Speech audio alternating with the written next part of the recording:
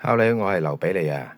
咁咧嗱，今日咧就我哋會介紹翻嗰個收音咪嘅即係試用嘅，因為本身自己已經做咗 YouTuber 年幾啦。咁啊近排比較忙咧，冇去行山，咁啊都可以講一講我呢段時間咧都可以買咗好多收音咪嘅，咁啊可以俾大家介紹一番。咁啊我諗都應該好多朋友咧都想去做 YouTube 嘅，咁啊收音咪係其實不可缺少嘅。咁啊開頭我都冇用嘅。咁後尾喺機場拍咗片之後咧，都有用翻呢隻收音咪。咁啊，其實大大話話咧，我都買咗成5款啦，應該有下啦，最少5款嘅啦。咁啊，可以略略介紹俾大家。咁啊，希望大家就唔會話即係行啲冤枉路啦，買啲無謂嘅咪去試啦。咁啊，其實我嘅評測咧就個人意見下，就唔係好專業嘅。咁啊，大家可以作為參考下。咁咧，其實呢5款咧，我第一個款買咧就呢個嘅。係啦，呢個係拍賣買嘅，咁就冇乜牌子嘅，咁大概就100蚊咧就係買到噶啦。咁呢隻款有咩特別咧？咁就入門級啦。咁啊買嗰陣時咧，佢都係1拖2嘅，咁啊價錢幾抵嘅，都係100蚊左右。係啦，咁你買條線俾你，係啦。咁呢個降噪方面咧就唔係話太犀利啦，即係普通收音啦。呢個就因為咧嗱初學嘅關係啦，咁啊用咗。冇耐啦，都有啲對呢個收音都有要求嘅。咁因為你始終呢個降噪咧就冇咁好，咁啊再試下 upgrade 自己，就買其他再試下啦。呢個就咁之後咧，我就去買咗呢個Vmix。咁呢個咧喺呢個深水埗呢個福仁商場嘅特價場買嘅。咁啊大家見到啦，有賣個價錢，係啦。咁啊都原來都用咗成年嘅啦，呢個已經嚇。咁呢個咧都係1拖2嘅，係啦。咁入邊有埋條線啦，有說明書啦。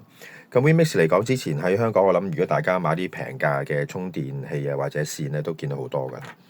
咁呢個嚟講咧，其實我都用得最多呢個嘅，不過啲位都可以甩甩地啦，已經係有啲貼片甩咗。咁呢個嚟講咧，就佢會有埋降噪啦。咁開嗰陣時咧，就側邊撳就得㗎啦。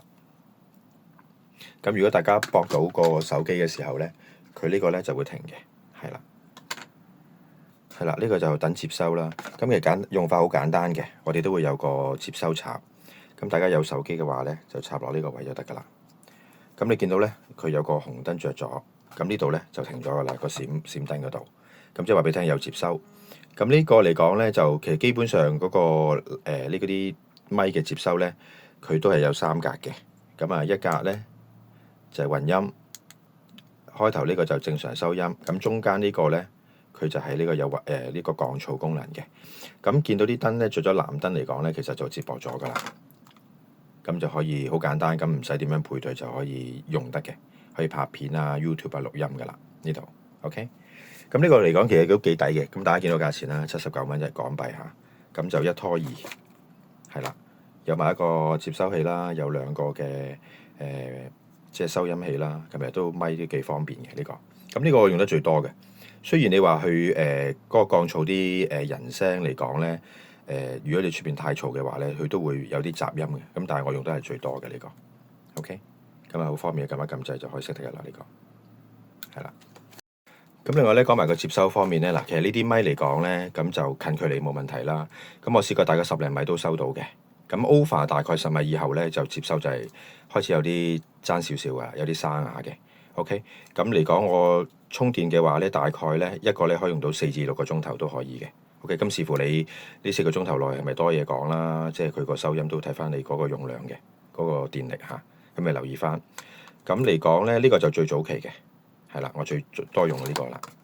好，咁第3個買咧就呢個 Boya 啦。咁 Boya 我諗大家都唔會陌生啦。咁我都知道好多朋友咧，如果話買靚嗰啲咧，譬如 DJI 啦、Rode 嗰啲咧就好出名嘅。咁啊，但係價錢就貴啲。咁我哋今次就講翻我平時即係入門級用啲嘅咪嘅介紹嘅。OK。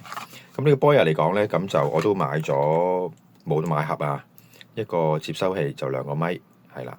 咁嗰時買應該大概140零蚊左右啦，係啊，大家喺淘寶應該都揾到嘅，香港都有得賣嘅呢個 OK。咁呢個嚟講咧就好 mini 啊，好細小啊。DJI 都有一隻嘅，又叫 mini。咁呢個咧有個攝石俾你，可以黐喺個領位呢度，係啦，都幾方便嘅呢個。咁都係啦，照呢個開撳呢個側邊掣咧，佢會着燈嘅。咁咧亦都係啦。咁如果你插咗呢個手機嚟講咧，係啦，咁佢有個接收就停咗喺燈嗰度嘅，嗱見到啦，係啦。咁呢個都得意喎，佢有降噪，有幾級降噪嘅嚇。OK，咁大家可以試下啦，有3級降噪嘅。咁呢個 mini 款嚟講咧都幾方便。咁但係咧我用下咧，發覺啲電力咧都係爭少少。咁所以咧，如果你大家買嘅話咧，買2個就方便啲啦。OK，我都有2粒嘅。OK，好。好，咁到第4個啦，第4個就最新啲啦。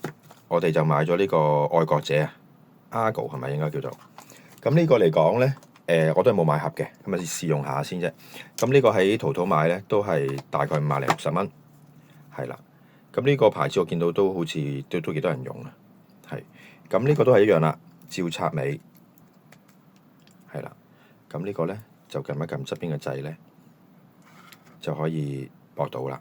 OK， 大家仲有藍燈。咁呢個嚟講咧就靚啲啦，再都係磁力嘅，但個夾都係磁力。